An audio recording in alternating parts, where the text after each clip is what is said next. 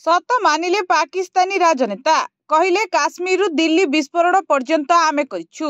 एक आश्चर्यजनक बयान में पाकिस्तान नेता चौधरी अनवरुल हक खोलाखोली भाव स्वीकार करिसेंति जे इस्लामाबाद सहित जड़ित आतंकवादी गोष्ठी गुड़िक लालकिलारू काश्मीर जंगल पर्यंत भारत में आक्रमण करिसेंति।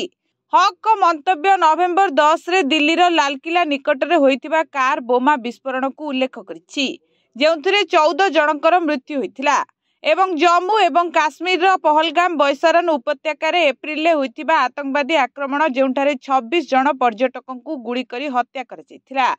एक भाइराल वीडियो रे हक कहिसेंति मु पूर्वरु कहितिली जे जदि तुमे बेलुचिस्तान को रक्तपात करिबा जारी रख तेबे आमे लालकिलारू काश्मीर जंगल पर्यंत भारत को आक्रमण करिबु।